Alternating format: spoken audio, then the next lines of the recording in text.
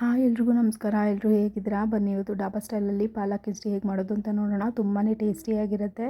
ಇವಾಗ ಒಂದು ಕುಕ್ಕರ್ ಪಾತ್ರೆಗೆ ಮುಂಚೆನೇ ತೊಳೆದಿಟ್ಟಂಥ ತೊಗರಿಬೇಳೆ ಹಾಗೂ ಹೆಸರು ಬೇಳೆನ ನೆನೆಸಿಟ್ಕೊಂಡಿದ್ದೆ ನಾನು ಒಂದು 10 ನಿಮಿಷ. ಅದನ್ನು ಕೂಡ ಹಾಕೋತಾ ಇದ್ದೀನಿ.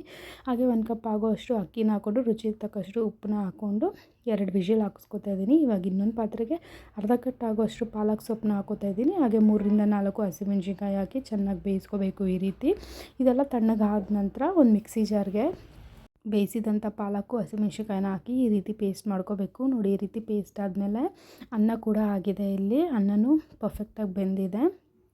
ಇವಾಗ ಒಂದು ಕಡಾಯಿಗೆ ಒಗ್ಗರಣೆಗೆ 2ರಿಂದ 3 ಟೇಬಲ್ ಸ್ಪೂನ್ ಆಗೋಷ್ಟು ಎಣ್ಣೆ ಹಾಕೋತಾ ಇದ್ದೀನಿ. 1/4 ಟೀ ಸ್ಪೂನ್ ಆಗೋಷ್ಟು ಜೀರಿಗೆ, ಹಾಗೆ ತುರಿದಿದ್ದಂಥ ಬೆಳ್ಳುಳ್ಳಿನ ಹಾಕೋತಾ ಇದ್ದೀನಿ. ಹಾಗೆ ಒಣಮೆಣ್ಸಿನ್ಕಾಯಿ ಹಾಕೋತಾ ಇದ್ದೀನಿ. ಹಾಗೆ ಸಣ್ಣ ಸಣ್ಣದಾಗಿ ಹಚ್ಕೊಂಡಿರೋಂಥ ಅರ್ಧ ಈರುಳ್ಳಿ ಹಾಕ್ಕೊಂಡು ಅರ್ಧ ಟೀ ಸ್ಪೂನ್ ಆಗೋಷ್ಟು ಧನಿಯಾ, ಅರ್ಧ ಟೀ ಸ್ಪೂನ್ ಆಗೋಷ್ಟು ಖಾರದ ಪುಡಿ ಹಾಕ್ಕೊಂಡು ಚೆನ್ನಾಗಿ ಹುರ್ಕೋಬೇಕು ಎಣ್ಣೆ ಬಿಡೋ ತನಕ. ಹಾಗೆ ಅನ್ನ ಬೇಯಿಸಿಟ್ಕೊಂಡಿದ್ವಲ್ಲ ಅದನ್ನು ಕೂಡ ಹಾಕಿ ನೀರು ಎಷ್ಟು ಪ್ರಮಾಣ ಬೇಕೋ ಅಷ್ಟು ಪ್ರಮಾಣ ನೋಡಿಕೊಂಡು ಮಿಕ್ಸ್ ಮಾಡ್ಕೋಬೇಕು. ಆಮೇಲೆ ರುಚಿಗೆ ತಕ್ಕಷ್ಟು ಉಪ್ಪು ಹಾಕ್ಕೊಂಡು ಗಾರ್ನಿಷಿಗೆ ಸ್ವಲ್ಪ ಕೊತ್ತಂಬರಿ ಸೊಪ್ಪನ್ನ ಹಾಕ್ಕೊಂಡ್ರೆ ರೆಡಿ ಆಗೋಗುತ್ತೆ ದಾಲ್ ಪಾಲಕ್ ಕಿಚಡಿ. ತುಂಬಾ ರುಚಿಯಾಗಿರುತ್ತೆ. ಅದ್ರ ಮೇಲ್ಗಡೆ ಸ್ವಲ್ಪ ತುಪ್ಪ ಹಾಕ್ಕೊಂಡು ತಿಂದರೆ ತುಂಬಾ ಟೇಸ್ಟಿಯಾಗಿರುತ್ತೆ. ಈ ವಿಡಿಯೋನಾದರೂ ಇಷ್ಟ ಆಗಿದರೆ ಪ್ಲೀಸ್ ಲೈಕ್ ಮಾಡಿ, ಫಾಲೋ ಮಾಡಿ. Thank you.